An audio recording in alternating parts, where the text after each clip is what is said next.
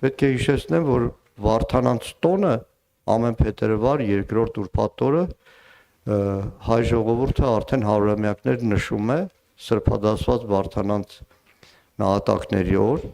Սարդարապատի հերոսներին բոլորը հիշում են մայիսի 28-ին Սարդարապատի եւ Առաջին Հանրապետության օր, բայց ցավոք սրտի անցնող տարի սեպտեմբեր 27-ը իմիջիալոց են հիշում բոլորը պետական քարոզչական համակարգում, ավելի խայտառակ էր մեր պաշտպանության նախարարությունը, խայտառակ ուղղակի, որի պաշտոնական զինուժ ծրագիրը սեպտեմբեր 13-ին եթեր մտնելով մի բառ չի ասում, որ 22 թվականին ադրբեջանական ագրեսիայի հետևանքով զոհվել են հայոց զինված ուժերի 225 ծառայող,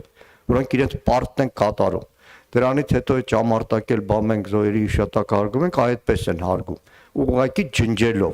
ջնջելով պաշտպանության նախարարության կայքից Արցախյան ազատամարտ հայոց զինված ուժերի կազմավորման պատմություն, ջնջելով նախագահի աշխատակազմի կայքից Արցախյան ընդհանրապես թղթածրար, ջնջելով գլխավոր դատախազությունության կայքից Սումգայիթի կոտորածների, Բաքվի կոտորածների այդ ամբողջ թղթածրարը, որ տարիներով հայ իրավաբանները, փաստաբանները, հասարակական գործիչները հավաքել են, ջնջելով արտաքին գործերի նախարարության կայքից Արցախյան բանակցությունների հետ կապված հսկայական թղթածրար, այդպես են հիշում եւ այդ ուրացության վերջին կաթիլն էլ երևի թե Դավոսում 3 առաջ օրը Հայաստանի նախագահ ներկայացող Վահագն Խաչատրյանի